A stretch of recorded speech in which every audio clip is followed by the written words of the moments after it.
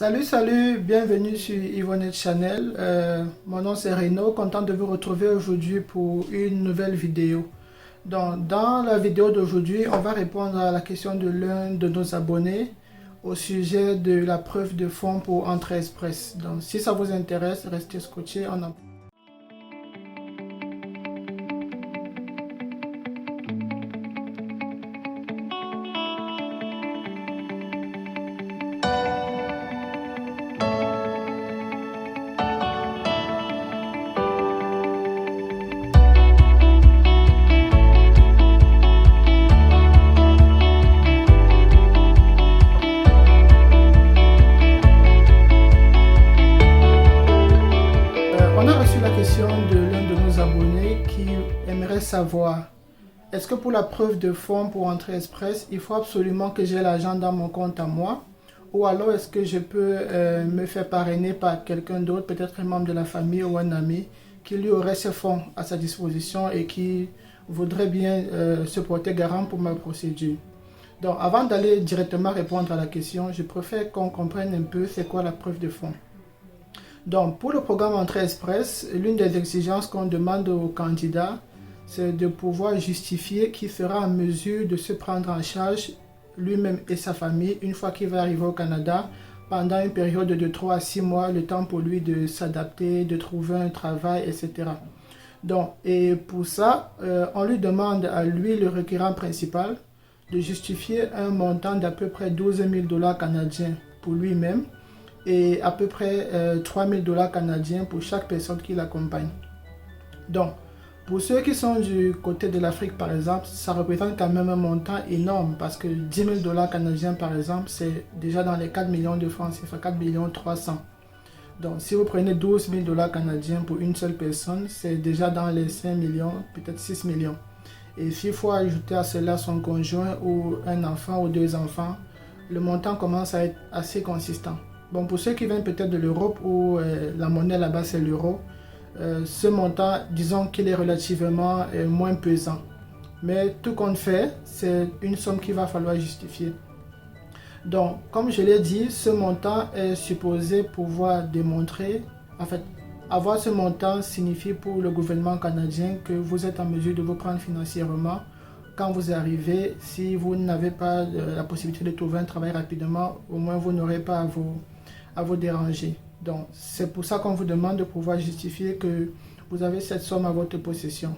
Et le principe, il est quand même assez clair, c'est que cet argent doit vous appartenir. Donc, ça doit être votre argent à vous que vous avez gagné par vos soins. Donc maintenant, à la question de savoir est-ce que quelqu'un peut se porter garant pour me parrainer pour la preuve de fonds, la réponse est claire, ce sera non. Donc, puisqu'on a bien dit que c'est un montant qui doit vous appartenir et qui doit être dans votre compte à vous. Donc là, la réponse, elle est vraiment claire. Donc, quelqu'un d'autre ne peut pas vous parrainer dans ce cas. Mais ça se fait quand même pour des procédures comme la procédure pour le visa étudiant où un parent peut se porter garant pour vos frais de scolarité. Mais pour le programme des travailleurs qualifiés, c'est non, vous devez le faire par vous-même.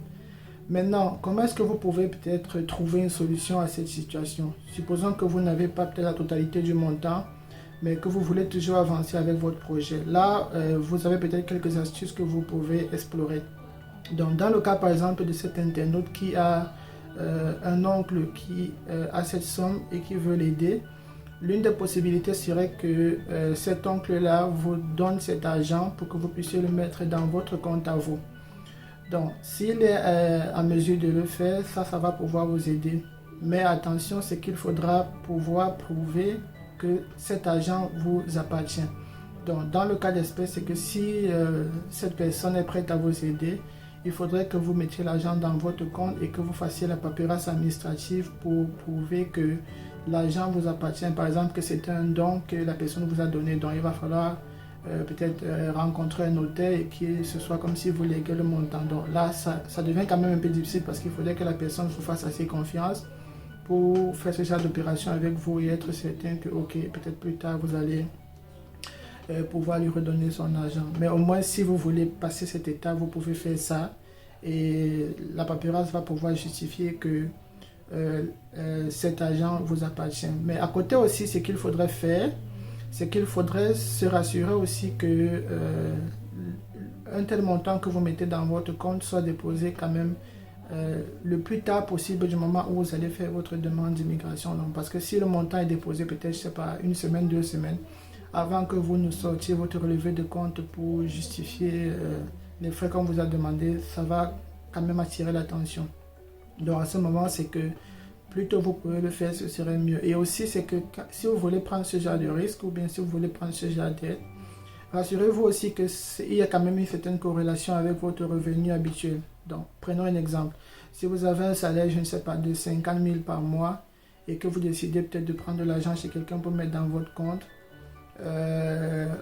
si vous avez travaillé pendant, je sais pas, une seule année ou 2 années, quelqu'un qui travaille pendant 1 an ou 2 ans, même s'il économise tout son salaire sans rien dépenser, ce serait quand même difficile qu'ils soient en mesure d'avoir épargné, je sais pas, 4 millions, 5 millions. Donc, je crois que quand ils vont faire des vérifications, eux aussi vont regarder ce genre de choses pour être sûr que, ok, l'épargne que vous avez constituée correspond à peu près à votre niveau de revenu habituel ou à votre rythme de vie.